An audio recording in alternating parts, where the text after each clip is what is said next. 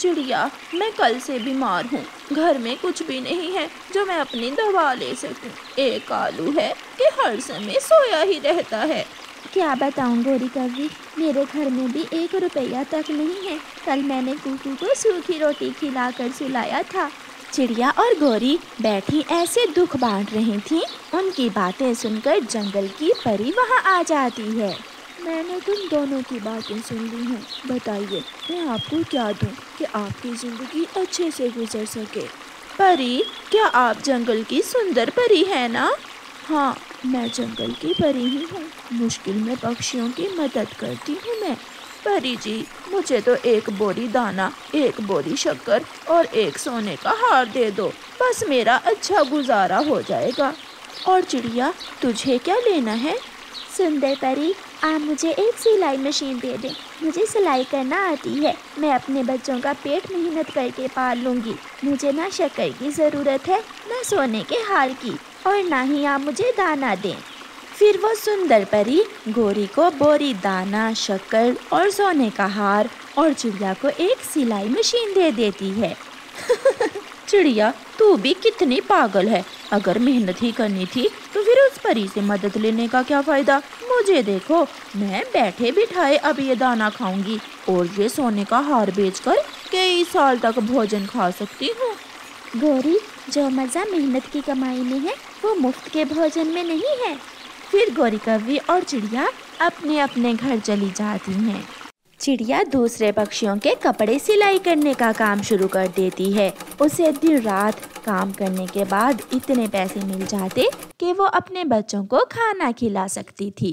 मम्मा, अब मैं भी आपसे सिलाई करना सीखा करूँगी। मैं भी काम में आपकी मदद किया करूँगी।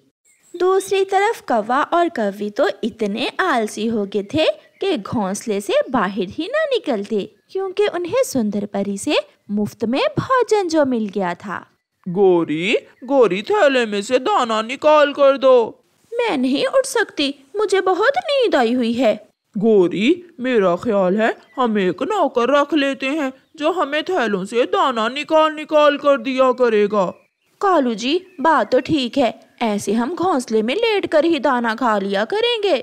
फिर कौवा और कव्वी एक कबूतर को अपना नौकर रख लेते हैं। कबूतर नौकर, सुन लो, एक तो हमारी नींद खराब नहीं करनी, और दूसरा जब भी हमें भूख लगे हमें वो सामने वाले थैले से दाना निकाल कर दे देना है। बस इतना ही तेरा काम है। फिर कबूतर अपना काम करने लगा। कौवा और कव्वी दाना खाते और सो जाते। ये कैसे कौवे हैं, इतने आलसी हैं कि थैले से दाना तक नहीं निकाल सकते। ऐसे ही दिन गुजरते गए। चिड़िया ने सिलाई कर करके कुछ पैसे जमा कर लिए थे। अब वो अपने बच्चों की जरूरत अच्छे से पूरी कर सकती थी।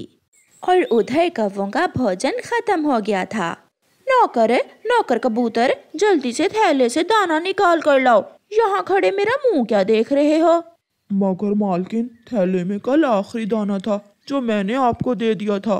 चिंता ना करो गोरी, मैं अभी तुम्हारा सोने का हार बेच कर आता हूँ और ढेर सारा अनाज फिर से ले आता हूँ। फिर कौवा अपनी पत्नी का हार जो उसे परी ने दिया था वो बेचने सुनार के पास जाता है। सुनार वो हार गौर से देखता है। खाली सोना है, ये लो पैसे, मुझे ये हार बहुत पसंद आया है।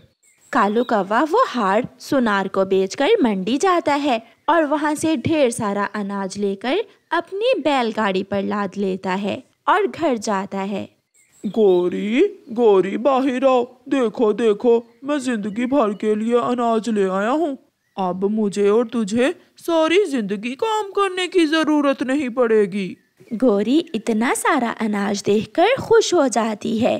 कबूतर फिर से अपनी ड्यूटी शुरू करता है। कौवा और कव्वी फिर से वही काम करते हैं। वो दाना खाते और सो जाते। नदी पर जाते, पानी पीते और जल्दी जल्दी वापस आकर फिर से सो जाते। वो इतने आलसी हो गए थे कि अब तो कबूतर दाना उनकी चोंच में ला कर देता। कबूतर नौकर, ये दाना उठाकर मेरी चोंच में रख दो। मालकिन, इस काम के 2 दाने अजाफी लूंगा मैं। 2 क्या, तुम 4 ले लेना। फिर ऐसे ही समय गुजरता गया। कहते हैं ना कि बिना कमाए तो कुएं भी खाली हो जाते हैं। आहिस्ता आहिस्ता कौवों के घर से सारा दाना खत्म हो जाता है और कबूतर भी नौकरी छोड़कर चला जाता है। कालू जी, अब हम क्या करेंगे? मैं तो इतनी आलसी हो गई हूँ कि दाना ढूंढना ही भूल गई हूँ। गौरी, जाओ और चिड़िया से एक दिन का दाना उधार ले आओ, कल देखेंगे हमें क्या करना है। फिर गौरी कव्वी चिड़िया के पास जाती है। चिड़िया सिलाई कर रही थी। चिड़िया चिड़िया, तुम सच्ची थी। तुमने उस परी से सिलाई मशीन ली, मेहनत की और मेहनत से दाना कमाया, इसलिए तेरे पास दाना कभी खत्म नहीं होगा। मैं आलसी बन गई और मैंने परी से सोना लिया, दाना लिया, शक्कर ली, मगर सब खत्म हो गया। गौरी, लो ये एक दिन का दाना लो और घर से निकलो, क्योंकि जो मेहनत नहीं करता वो हमेशा दूसरों से ही मांगता है।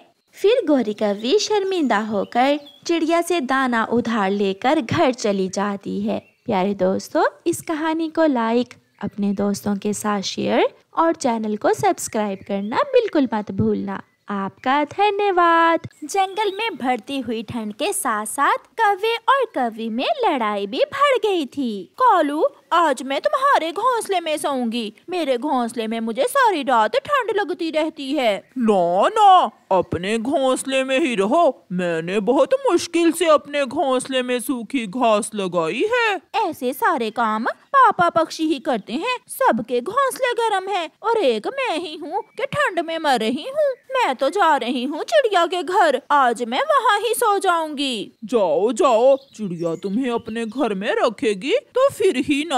मगर गौरी कव्वी ठंडी रात में अपने घर से निकलती है। वो चिड़िया के दरवाजे पर दस्तक देती है।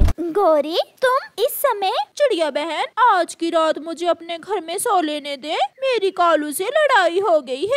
गौरी बहन, मेरे पास 2 ही घोंसले हैं। एक में मेरे बच्चे सोए हुए हैं और दूसरे में मैं। चिड़िया बहन, अब अगर मैं वापस गई तो कालू मेरा बहुत मजाक उड़ाएगा। प्लीज आज की रात। फिर चिड़िया अपने बच्चों को अपने साथ लिटा लेती है और वो घोंसला गौरी कव्वी को दे देती है। चिड़िया, ये घोंसला तो बहुत गर्म है। मजा ही आ गया तुम्हारे घोंसले में लेटने का। इस घोंसले में मैंने गरम बिस्तर बिछाया हुआ है। मेरी माँ ने दिए थे मुझे गरम बिस्तर। फिर गौरी सो जाती है। वो रात गौरी कव्वी बड़े आराम से सोती है। दोनों पति पत्नी दिन आवारा घूमने में गुजार देते हैं और जब रात होती है तो गौरी कव्वी फिर से चिड़िया के घर जाती है। चिड़िया चिड़िया, आज फिर मेरी कालू से लड़ाई हो गई है। चिड़िया घर के अंदर से ही आवाज देती है।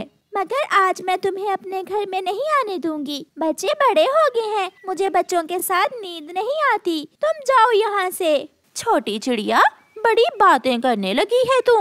मुझे भी गौरी कहते हैं। गुस्से में गौरी वहाँ से चली जाती है। मैं ना कहता था, आज तो चिड़िया कभी भी तुम्हें नहीं रखेगी। बड़ा आया, सो जा चुप करके।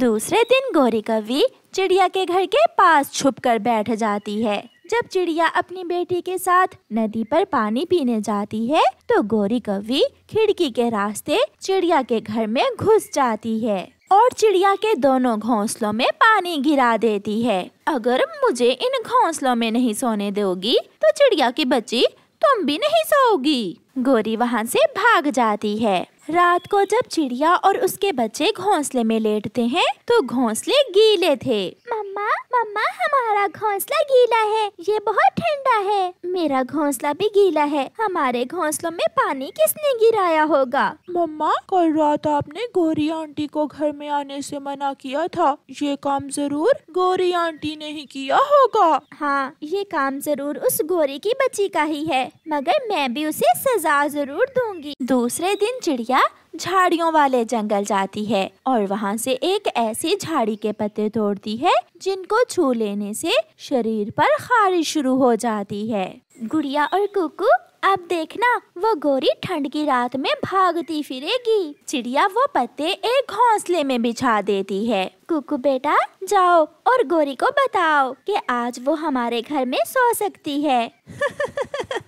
मम्मा, मम्मा, गौरी आंटी का शरीर सुर्ख हो जाएगा इन पत्तों पर लेटकर। कुकू जल्दी से गोरी कव्वी की तरफ जाता है। आंटी आंटी, मम्मा ने भेजा है। मम्मा कहती हैं कि आज रात आप हमारे घर में सो जाएं। तो फिर मान गई तुम्हारी मम्मा। मैं न कहती थी, मुझे भी गोरी कहते हैं। गोरी कुकू के साथ जाती है। गोरी, घोंसलों में पानी गिराने की क्या जरूरत थी? ये तो तुम्हारा अपना ही घर है। जब जी चाहे आ जाया करो और इसी घोंसले में सो जाया करो। चिड़िया, कल तुमने मेरी इंसल्ट की तो मुझे गुस्सा आ गया था। फिर गोरी चिड़िया के घोंसले में लेट जाती है। चिड़िया के बच्चे गौर गौर से गोरी कव्वी की तरफ देख रहे थे। चिड़िया, न जाने क्यों मेरे शरीर पर खारिश शुरू हो गई है। ये सुनकर बच्चे हंसने लगते हैं। 1 2 3 झाड़ी के पत्तों का काम हुआ शुरू।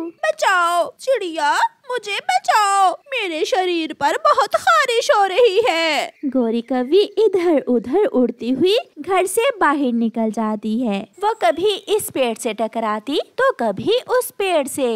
मर गई, मर गई। उस चिड़िया ने घोंसले में न जाने क्या रखा हुआ था। हाय, मर गई। ठंडे पानी से नहाओ गोरी, फिर ही तुम ठीक होगी। फिर गोरी ठंडी ठंडी रात में नदी के ठंडे पानी में कूद जाती है। तब जाकर उसकी खारिश कम होती है, मगर बाकी की रात अपने घर में ठठर कर गुजारती है। उसे छोटी चिड़िया ना समझो, वो बहुत सियानी चिड़िया है। ऐसे गोरी कव्वी को सजा मिलती है। प्यारे दोस्तों, इस कहानी को लाइक करना बिल्कुल मत भूलना। आपका धन्यवाद।